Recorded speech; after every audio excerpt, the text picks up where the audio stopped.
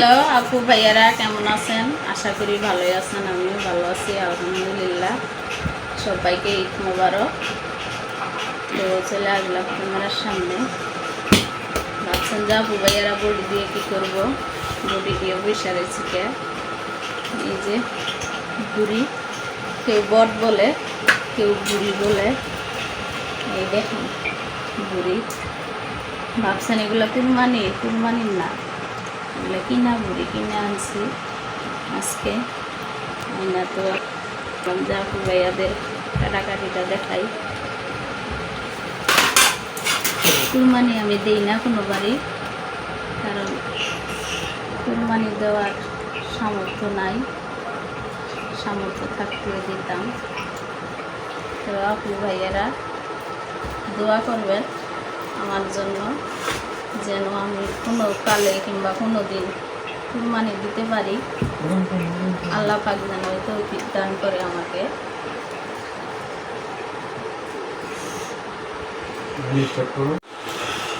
Video অনেক মোটা, লাল লুরানি নাই, শুধু মোটাগুলাই নিয়ে আসছি।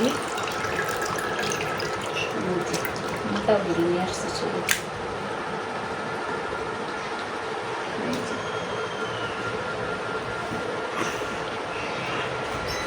কেউ মনে করেন না আপু ভাইয়া আর যে কুরবানির বুড়ি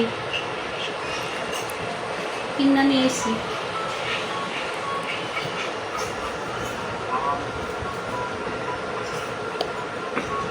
আল্লাহ পাক তুমি আমার কোনোদিন একবার হলেও কুরবানি দেওয়ার তৌফিক দান করো।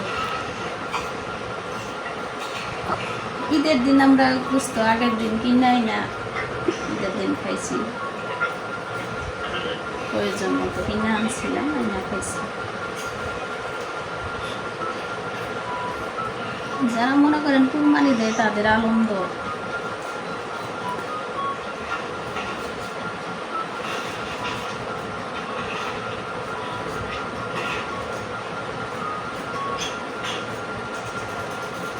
এই যে আমি এইভাবে বুড়ি কাটি, আপুরা কেমন করে কাটে তা জানি না।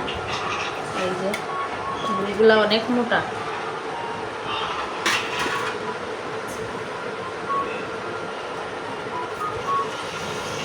আমার অনেক শখ যে কোনোদিন একবার কুরবানি দিব, দিয়ে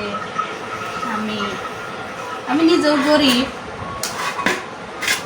আমার চেয়েও আরও গরিব আছে, অসহায় মানুষ আছে, তাদের মুখে মনে করেন বছরও গরুর মাংস পরে না মুখে।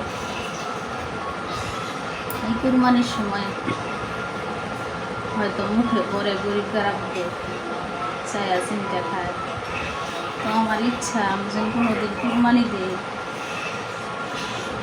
আমি গরিবদের এক টুকরা মাংস হলেও আমি দিব কোনো কালে। আল্লাহ যেন আমার দেওয়ার তৌফিকে হয়, কপালে হয়, ভাগ্যে হয়। দোয়া করবেন আপু ভাইয়ারা। আমার দেওয়ার মন আছে কিন্তু সাধ্য নেই।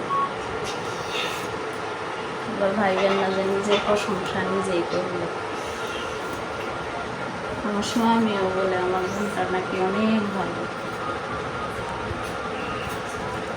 দোয়া করবেন আমার জন্য, আমার মন যেন ভালোই থাকে সারা জীবন। আমার স্বামী যেন বলে যায় যে আমার মনটা ভালো।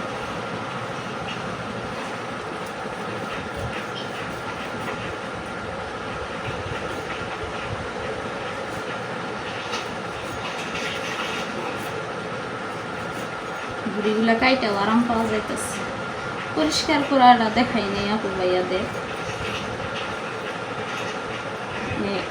সকালবেলা আনছিল, পরিষ্কার করে সিদ্ধ করে রাখছি, এখন কাটতেছি। দেখো কি সুন্দর বুড়ি। এই যে চুচা সহ নিয়ে আসছিল, আমি এগুলো বাসায় পরিষ্কার করছি।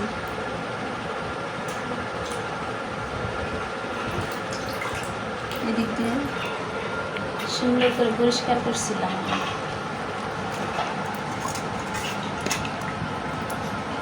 এখানে বুড়ি এলো 3 কেজি।